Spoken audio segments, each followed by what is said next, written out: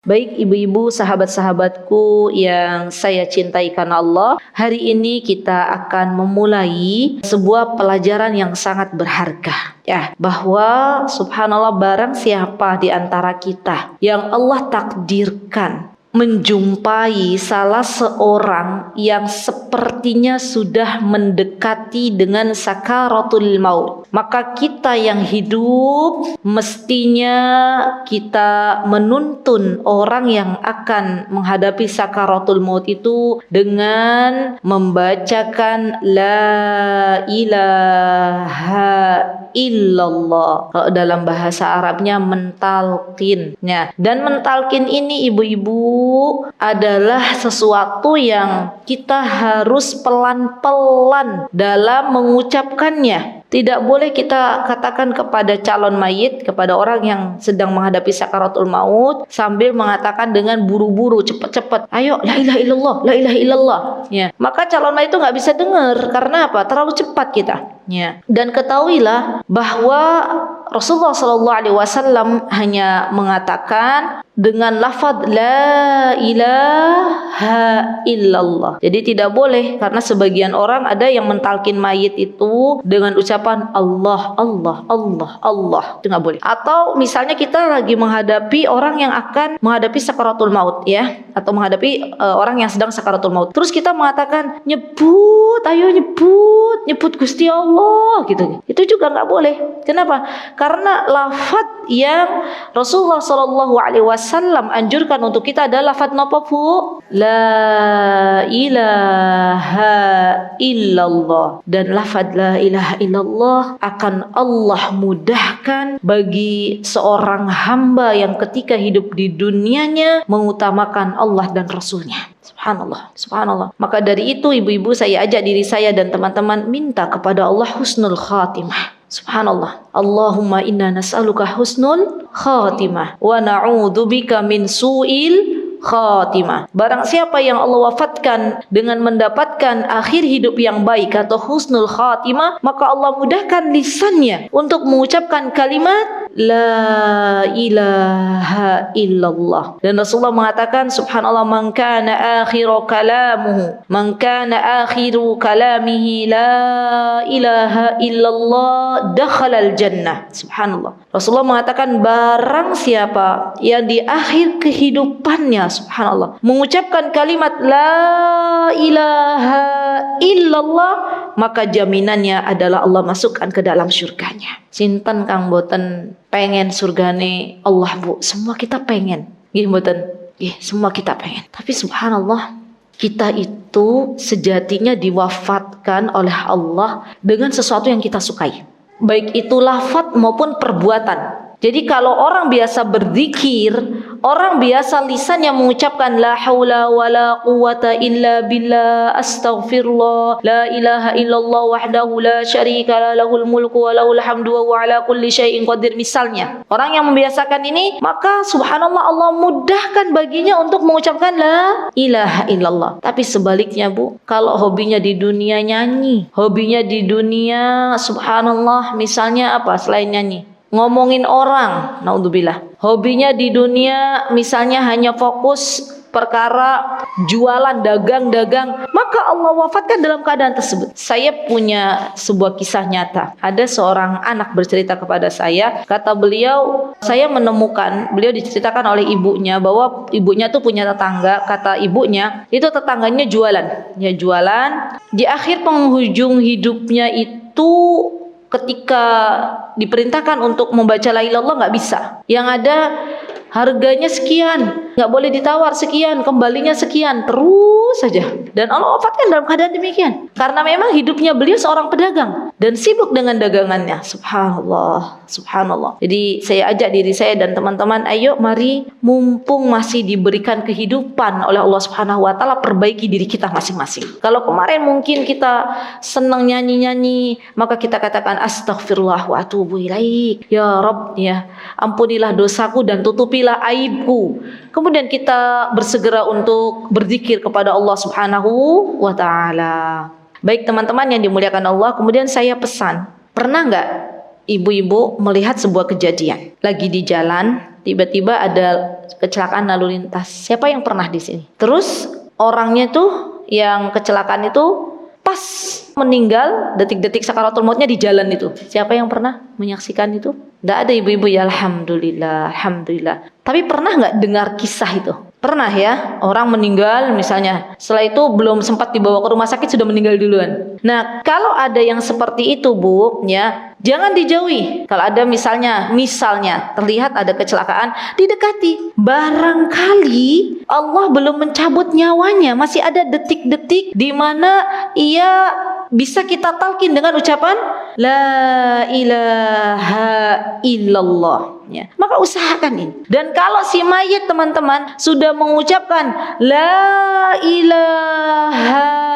illallah, jangan diulangi lagi, sudah cukup. Ya, dia sudah bisa La ilaha illallah, ulangi gitu ya, misalnya La ilaha illallah. Jangan. Yang dikhawatirkan ucapan terakhirnya itu bukan La ilaha illallah. Tapi kalau mayit kita tuntun mengucapkan La ilaha illallah, dia belum mau, diam aja, kita ulangi lagi La ilaha illallah, kita dekatkan ke telinganya, ya. Termasuk juga kepada orang-orang yang mungkin dia koma. Kalau dokter mengatakan, kan ada ya bisa terlihat ya, masih ada nafasnya, maka itu kan biasanya dokter tet gitu ya.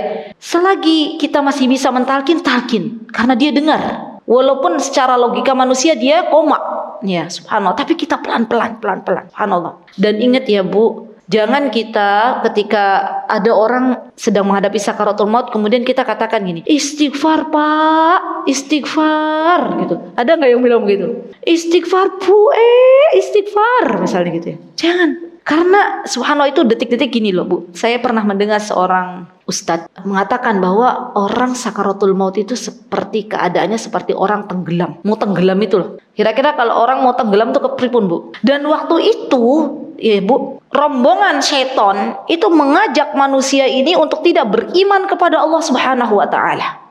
Subhanallah. Sedangkan di sisi lain ada para malaikat yang mengajak beriman kepada Allah Subhanahu wa taala. Maka penting bagi kita untuk terus memohon kepada Allah dengan doa ya muqallibal qulub, tsabbit qalbi ala dinik. Sampai kapan? Sampai Allah wafatkan kita. Karena hidayah itu dibolak-balikan oleh Allah Subhanahu wa ta'ala, dan Allah yang maha membolak-balikan hati hambanya. Baik, kemudian yang kedua, apa yang mesti kita lakukan dan kita pelajari dari kitabul jenazah ini? Baik, ketika kita tahu bahwa jenazah ini sudah meninggal dunia, ya Bu ya, biasanya ciri-cirinya nopo? Ada nggak di sini yang biasa mengurusi jenazah? Nggih Bu, pripun? Mana tadi yang berkata ya? Siapa yang biasa ngurusin jenazah di sini? Di sini belum dibentuk atau sudah? Bu Irma? Belum. Bismillah. Habis kajian ini ya kayaknya nggak selesai satu pertemuan. Dibentuk Bu. Dibentuk. Nanti insya Allah saya motivasi ya. Baik. Kalau sudah ada yang meninggal dunia, sudah pasti nih ya. Jangan masih ada nafasnya gitu ya. Dikira ibu meninggal dunia. Pertama, bisa dikatakan meninggal dunia itu dengan diperiksa bola matanya. Ya, misalnya ibu nggak bisa melihat ya, kita panggil perawat, memastikan itu sudah meninggal dunia. Atau ada yang mengatakan bahwa bagian hidung itu lembek. Ada juga yang mengatakan bahwa bagian telinga ini sudah tidak lagi keras, jadi lemes gitu Bu. Nah kalau demikian tanda-tandanya maka dia sudah meninggal dunia. Kalau sudah meninggal dunia, apa yang dilakukan Bu? Yang dilakukan adalah menutup matanya, mata si mayit. Karena biasanya ketika ruh itu keluar, mata itu mengikuti. Dan bagi kita yang masih hidup, ya, hendaklah kita memejamkan mata si mayit tersebut, dipejamkan. Belum bisa melek lagi misalnya ya, dipejamkan lagi terus sampai pejam matanya. Itu dilakukan oleh Nabi kita Muhammad SAW ketika beliau memejamkan matanya Abu Salamah. Masya Allah. Setelah itu kita ambil kain kemudian ditali. Ya, kenapa ditali? Agar mulutnya tidak nganga. Ditali, cepet-cepet ditali, ya, jangan sampai menunggu sampai kaku. Ya, baik. Setelah itu Baru kemudian di sini disebutkan bahwa setelah kita tahu bahwa itu sudah meninggal dunia, maka hadapkan jenazah ke arah, ini sebelum meninggal, Bu. Jadi dihadapkan ke arah kiblat. Ada yang mengatakan setelah meninggal dunia. Jadi ada disebutkan di dalam riwayat Yahya bin Abdullah ya, bahwa orang-orang mengatakan bahwa ia telah wafat dan sebelumnya minta kami agar menghadapkan ke arah kiblat. Baik. Jadi ada yang mengatakan sebelum meninggal dunia, ada yang mengatakan setelah meninggal dunia itu dihadapkan ke arah kiblat. Ya, caranya ada dua. Mana ini kiblatnya? Ini ya. Misal rumahnya ada orang, rumahnya kayak masjid ini. Arah kiblatnya di sini ya, Bu. Maka dua cara. Pertama, misal ini bagian kepala ya, Bu ya. Misal ini bagian kaki. Pertama, dia bisa dihadapkan ini kepala, ini kaki. Oke, Bu, sampun. Ini kepala, ini kaki. Berarti kakinya menghadap kemana? Kiblat ya. Kepalanya menghadap ke sini. Nanti disanggah dengan bantal bawahnya. Jadi bawahnya tuh, bawah kepala lebih tinggi daripada kepala. Dan telapak kakinya dihadapkan ke arah kiblat. Ini pertama. Kemudian yang kedua caranya adalah dimiringkan ke arah kiblat. Ini kepala, ini kaki. Sampun, Bu. Ini kepala, ini kaki. Dimiringkan ke arah kiblat. Berarti miring ke arah mana ini? Kanan apa kiri? Kanan. Dimiringkan ke arah kiblat dan pilih mana yang lebih mudah. Ya, ibu-ibu ya, kalau misalnya memang ranjangnya ketika beliau sakit itu sudah dihadapkan ke arah kiblat, kakinya ya sudah. Berarti tidak perlu lagi kita memiringkan, diputar gitu kan, kadang seperti itu ya. Tapi kalau seandainya misalnya dia ranjangnya berada di utara selatan, tinggal dimiringkan ke arah kiblat. Kemudian teman-teman yang dimuliakan oleh Allah, setelah kita tahu bahwa ia diarahkan ke arah kiblat, kemudian setelah itu dipejamkan dan tolong langsung didoakan. Barang siapa yang sudah memejamkan kemudian menali, langsung didoakan mayit tersebut. Dan jangan berkata-kata yang buruk. Jangan berkata-kata yang buruk, karena pada waktu itu malaikat mengamininya. Jadi ibu-ibu, kalau ibu-ibu nemu orang meninggal dunia, jaga lisan. Jangan sampai mencela, jangan sampai menyakiti, apalagi mendoakan keburukan bagi si mayit ini. Karena ketika itu malaikat mengamininya. Waktu itu Rasulullah SAW ketika tahu bahwa Ummu Salamah mengabarkan Abu Salamah meninggal dunia, maka kata Rasulullah SAW, Allahumma gfir lahu, ya Rabb ampunilah ia. Kemudian setelah itu kata beliau, warfa' darajatuh, wahai Rabbku angkat derajatnya Abu Salamah, luaskanlah kuburnya, berikanlah kekuatan, kesabaran bagi orang yang ditinggalkan oleh Abu Salamah. Subhanallah. Dan ini teman-teman yang dimuliakan oleh Allah, berdoa untuk mayit kalau kita tidak bisa bahasa Arab, boleh bahasa Indonesia. Yang pasti tidak mendoakan keburukan untuk si mayit ini. Ya subhanallah, jaga lisannya. Baik, kemudian setelah itu teman-teman, kita ambil kain, ditutupi dulu. Ditutupi dengan secarik kain. Subhanallah,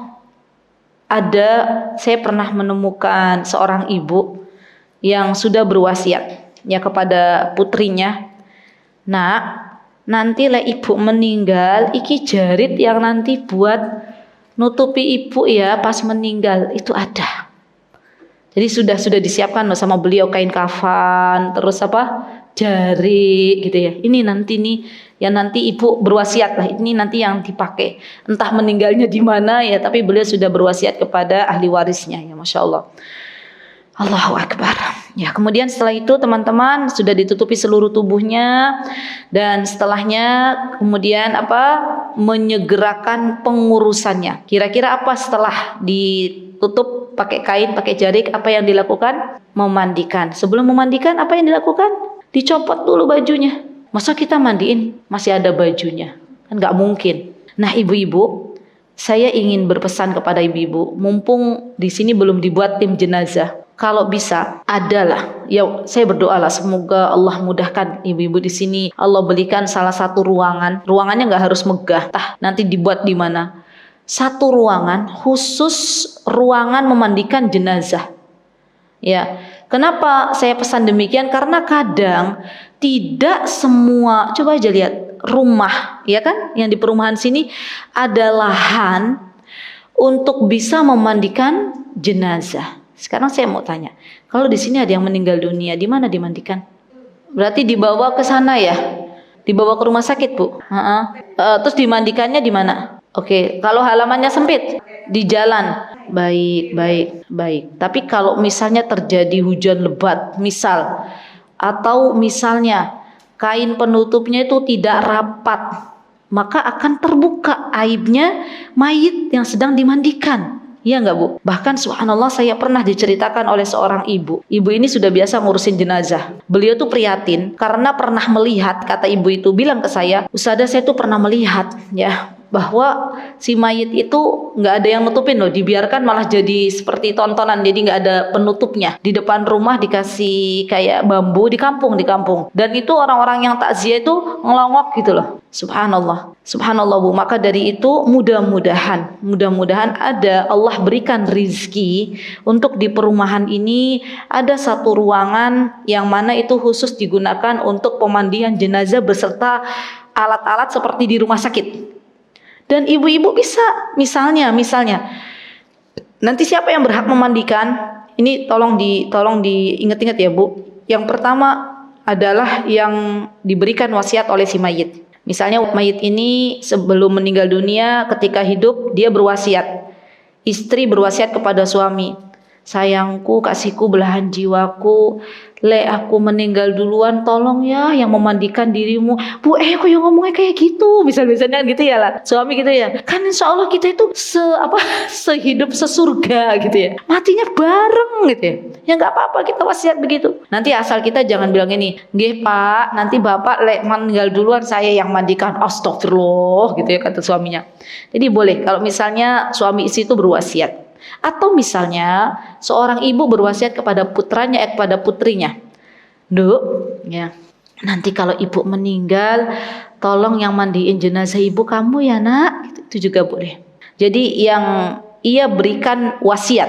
Atau misalnya ibu ini berwasiat, "Saya kalau meninggal dunia mau dimandikan oleh fulanah." Karena ibu ini percaya bahwa fulanah ini adalah orang yang amanah, yang tidak membeberkan aib yang nanti kelak misalnya ketika ia memandikan tahu akan dirinya misalnya. Karena ibunya ini amanah, maka ibu ini bilang, "Tolong nanti kalau ibu meninggal, tolong yang mandikan fulana." Atau bapak-bapak bilang ke putranya, "Nanti kalau bapak meninggal, tolong yang memandikan Pak Takmir ya," misalnya. Maka itu yang didahulukan pertama, ya, yang diwasiatkan oleh mayit. Yang kedua, yang berhak untuk memandikan mayit adalah karib kerabatnya. Seorang ayah misalnya memandikan, suami memandikan istrinya, istri memandikan suaminya, seorang anak memandikan ayahnya, seorang ayah memandikan anaknya, seorang ibu memandikan anaknya, karib kerabatnya, ya. Kemudian yang ketiga, ibu-ibu, adalah laki-laki dengan laki-laki, perempuan dengan perempuan. Subhanallah. Dan saya mau tanya, kalau di rumah sakit itu sudah ada tim laki-laki dan perempuan nggih? Sampun. Alhamdulillah. Jadi jangan dicampur-campur. Kalau mayitnya laki-laki yang memandikan laki-laki, kalau mayitnya perempuan yang memandikan perempuan. Subhanallah. Baik, tadi kita sampai di mana ya? Sampai cara melepas pakaian mayit. Ibu-ibu yang dimuliakan Allah, biasanya orang yang meninggal dunia itu badannya sudah mulai kaku. Kalau misalnya sudah tidak bisa lagi dibuka bajunya, kalau misalnya karena nggak ada kancingnya, misalnya hanya ada kancing di belakang, kan susah, masa mayitnya suruh berdiri. Nanti kalau mayitnya berdiri, ibu yang lari, ya hidup lagi gitu ya. Nah, apa yang dilakukan? Yang dilakukan disobek digunting. Nggak usah ada kata, ya Allah eman-eman bajunya digunting-gunting gitu ya. Nah harus gimana lagi? Dan cara mengguntingnya jangan asal gunting soek-soek Bu. Ya kasihan mayit. Cara mengguntingnya ada caranya. Bagaimana mengguntingnya? Misalnya mayitnya pakai baju misalnya daster ibu-ibu misalnya ya, misal. Maka digunting dulu dari bawah, digunting atau dari leher juga bisa, dari tangan, sini loh Bu. Kan biasanya ada jahitan kan Bu, di daerah sini nih. Dijahit, digunting sampai ke bawah. Dari bagian ketiak, gitu. Sudah Bu, sampun. Begitu pula yang sebelah sini. Digunting dari leher dulu, ke arah ketiak, terus nanti ke sini, ke bawah. Jadi nanti yang bagian atas tinggal dibuka, yang bagian bawah tinggal diangkat sedikit dan diambil kainnya. Insya Allah tahu tata caranya, sudah bisa dibayangkan ya Bu. Dan guntingnya itu yang landep. Tahu yang landep Bu? Oh, jangan sampai gunting kesut buat gunting kain. Jadi nggak bisa-bisa. Ya subhanallah. Nah ini nanti diantara peralatan yang mesti dimiliki oleh yang di ruang pemandian jenazah itu, gunting yang bagus atau gunting yang khusus untuk menyobek kain, ya untuk menggunting kain. Baik. Kemudian setelah menanggalkan baju, baru setelah itu menanggalkan baju bisa dilakukan di tempat ia meninggal atau di tempat untuk memandikan. Jadi bisa. Ya, setelah itu ditutupi dan yang wajib ditutupi adalah bagian aurat besar. Tahu aurat besar Bu? Kalau laki-laki aurat besarnya mana? Auratnya mana laki-laki yang wajib ditutupi? Bagian pusar sampai lutut. Dan tolong ditutupi bukan dengan kain tipis. Kain tipis itu kenapa tidak bisa ditutupi dengan kain tipis? Karena kalau terkena air neplak. Ya. Dan jika ada yang rodo tebel misalnya pakai handuk, ya. Kalau nggak ada ya minimal jarik kain, tapi jangan yang warnanya itu warna-warna misalnya polos, warnanya putih gitu. Yang nanti kalau kena air jadi neplak, ya. Atau yang warna-warna gelap, insya Allah itu aman. Dan saya yakin kalau jarik-jarik yang ada di Indonesia itu sudah lumayan ya, tidak terlalu tipis, tidak terlalu juga tebal. Ya, masya Allah, tabarakallah. Baik, kemudian teman-teman yang dimuliakan oleh Allah, kita sekarang memandikan dulu. Setelah jenazah itu pertama sudah, oh iya saya belum beritahu tadi ada berapa ya yang memandikan jenazah itu? Karib kerabat, terus apa tadi? Yang keempat laki-laki, perempuan ya. Dan yang kelima ini nih, yang berhak memandikan jenazah adalah orang yang solih, yang amanah. Nah ini penting banget, malah saya belum menyampaikan. Kenapa orang yang solih, orang yang amanah? Karena orang yang solih, orang yang amanah itu tidak akan membeberkan aib si mayitnya. Dan itu bisa dilihat kepada seseorang ketika ia di masa hidupnya. Bu, kalau misalnya nih sesama perempuan, misal ada ibu-ibu yang sukanya tuh ngomongin atau membuka aib saudaranya ketika dia hidup, kita bisa mengenalinya nggak? Bisa nggak? Kalau dia tuh hobinya tuh kalau ketemu kita ngomongin orang, dia tuh begini-begini, membuka aibnya orang. Ketemu fulana, dia ngomongin kita, dibuka aib kita. Biasanya ibu-ibu kayak gini itu terkenal. Kita bisa mengetahui, ya nggak? Atau kita bisa mengetahui seseorang dari dohirnya, dia itu orangnya pendiam. Dan juga dia nggak banyak bicara. Dia selalu pengen menutup aib saudaranya. Kan kita bisa kenal ketika kita bergaul, okay? Nah kalau bisa kita pilih tuh orang yang demikian, orang yang solih, dia lebih berhak ya. Dan juga orang yang berilmu, tahu cara memandikan jenazah ya.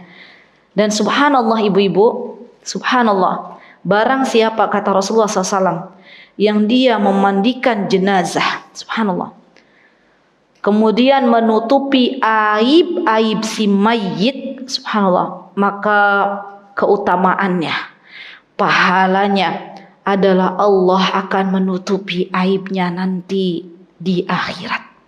Allah akan menutupi aib dia nanti di hari kiamat, di mana ketika di hari kiamat itu ibu, ada orang-orang yang diadili oleh Allah Subhanahu wa taala. Dan seburuk-buruk orang, seburuk-buruk hamba yang diadili oleh Allah Subhanahu wa taala di hari kiamat adalah ketika Allah membuka aib-aibnya dan mengatakan kepada halayak ramai, lihat fulan, dia hari ini jam sekian telah meninggalkan salat. Lihat fulanah, dia hari ini jam sekian ternyata apa bu? Dia telah menyakiti tetangganya, dibongkar aibnya oleh Allah di halayak ramai. Ini adalah orang yang dihinakan oleh Allah di hari kiamat. Maka kita berdoa kepada Allah. Apa doa kita? Allahumma astur aurati wa amin rawati. Ada yang sudah hafal? Ada di dikir pagi ya? Kayaknya saya bawa dikir pagi ya. Sebentar. Saya bawa ya dikir pagi dan petang ya. Di dalam dzikir pagi dan petang, kenapa saya katakan ini kita harus punya bu? Karena di dalam dzikir pagi dan petang ini sudah menyeluruh. Apa yang kita minta itu ada semua di sini, ya. Dan ketahuilah dzikir pagi dan petang ini adalah kata Ibnul Qayyim seperti kita memakai baju besi. Ada yang mau nggak? Ada yang mau? Yang mau kesini maju, monggo. Ini Bu Irma duluan yang ngacung ya, maaf ya nanti karena ada satu, insya Allah nanti mudah-mudahan menyusul. Sami-sami. Allahumma astur aurati wa amin rawati, Allahumma hafadni min baini yadayya wa min khalfi wa an yamini wa an shimali wa min fawqi wa a'udhu bi'azamatika an ughtala min tahti. Nah itu dia. Itu doa agar kita ditutupi aib-aib kita. Dan subhanallah ibu-ibu, subhanallah, terkadang ketika kita hidup di dunia ini dan orang lain melihat bagus, apa yang dilihat dari zahir itu bukan karena kita hebat, tapi sesungguhnya karena Allah menutupi aib-aib kita di dunia. Dan kelak ada golongan orang-orang, subhanallah, semoga kita termasuk golongan ini, yang nanti di hari kiamat di akhirat Allah panggil, ya sini fulana, sini fulan. Dan Allah katakan, saya akan mengadilimu hanya 4 mata saja. Apakah engkau dulu pernah berdusta? Iya ya Allah, saya dulu pernah berdusta. Apakah engkau dulu jam sekian hari ini engkau telah melakukan kedoliman misalnya, lisanmu tidak dijaga, kau hina saudaramu? Iya ya Allah, saya telah melakukannya. Apakah jam sekian hari ini engkau meninggalkan salat? Iya ya Allah, dia akui semua kesalahannya. Kemudian Allah mengatakan, wahai hambaku, aku akan menutupi aib-aibmu, aku akan menutupi dosa-dosamu sebagaimana aku telah tutupi aibmu di dunia. Subhanallah. Dan sebagaimana engkau telah menutupi aib saudaramu. Subhanallah. Allah tutupi aib-aib kita. Allah ampuni dosa-dosa kita. Jadi orang yang memandikan jenazah, Bu, di dunia, besok di akhirat dia akan ditutupi dosa-dosanya, aib-aibnya oleh Allah, dan diampuni dosa-dosanya oleh Allah Subhanahu wa taala. Siapa yang pengen, Bu? Saya pengen. Ya. Maka dari itu seharusnya kalau misalnya ada orang meninggal dunia, kemudian dikabarkan, diinfokan kepada kita bahwa belum ada yang memandikan, harusnya cepat-cepatan berfastabiqul khairat. Baik, kami yang akan memandikan. Paling enak itu punya tim, Bu. Jadi ada tim khusus wanita misalnya, dia itu dibuat ya tim, dan saya pernah mendapatkan ini ya para wanita. Jadi nanti ada satu tas itu sudah lengkap ada kain kafan, ada kapur barus, ada daun bidara, ada apa lagi? Gunting, semua ada kepang rambut itu, cepet rambut, semua ada di situ komplit ya. Dan nanti tas itu dibawa kalau misalnya ada info memandikan jenazah, maka tim itu akan datang ya. Masya Allah. Kalau sampai misalnya tidak ada lagi yang memandikan, dan keutamaannya luar biasa, ditutupi aibnya oleh Allah dan diampuni dosa-dosanya. Baik. Kemudian ibu-ibu yang dimuliakan oleh Allah Subhanahu wa taala, setelah kita tahu bahwa orang solih juga berhak untuk memandikan jenazah, setelah itu kemudian kita memandikan jenazah dengan lembut. Ingat, memandikan jenazah dengan lembut, karena kita tahu bahwa seorang muslim itu kehormatannya, kemuliaannya dijamin di masa hidupnya dan di masa ia meninggal dunia. Jadi orang yang memandikan jenazah itu pelan-pelan, tidak boleh kasar. Jadi pelan ya, lembut. Subhanallah. Dan ini nggak bisa semua orang ya. Hanya orang-orang yang diberikan taufik oleh Allah, dia bisa berlaku lembut ya. Jangan disakiti, apalagi sambil dicubit-cubit. Ya Rabb, jangan ya. Jadi benar-benar kita itu benar-benar kita lembut kepada jenazah. Masya Allah. Kemudian setelah itu teman-teman, kalau misalnya seorang ibu yang dia sedang memakai jepit rambut, namanya ibu-ibu ya, wanita, maka dilepas dulu ikat rambutnya, dilepas rambutnya, diuraikan dulu ya, sampun. Kemudian setelah itu dibersihkan apa yang ada di dalam perut ya, sisa-sisanya itu semampunya sampai keluar, baru kemudian memulai mencampurkan air dengan daun bidara. Tahu daun bidara enggak? Tahu ya, subhanallah. Dan subhanallah sekarang itu alhamdulillah banyak daun bidara yang sudah bisa tumbuh di Indonesia ya. Banyak ya, Masya Allah ya. Dan kalaupun nggak ada juga yang jualan online gitu ya, dicampur. Atau misalnya dicampur sedikit dengan sabun juga bisa ya, bisa. Daun bidara ini kalau ada juga dicampur, karena Rasulullah SAW memerintahkan ini. Jadi untuk memandikan jenazah itu ada campuran daun bidara. Baik, kemudian dimulai dari anggota badan sebelah kanan. Kanan.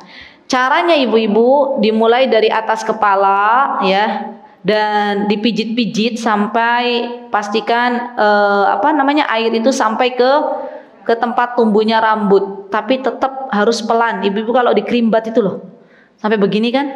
Nah, harus pelan.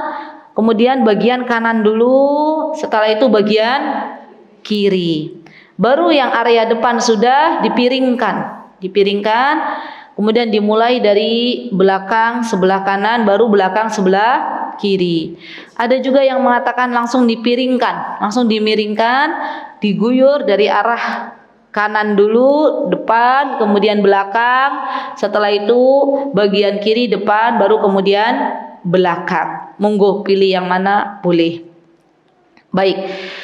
Subhanallah, setelah kita tahu bahwa kita mencuci dan memiringkan tubuh jenazah ya, mengusap bagian yang perlu kita usap, kemudian setelah itu menyisir rambut ya, disisir. Nah, ini peralatan yang mesti dibawa, sisir rambut.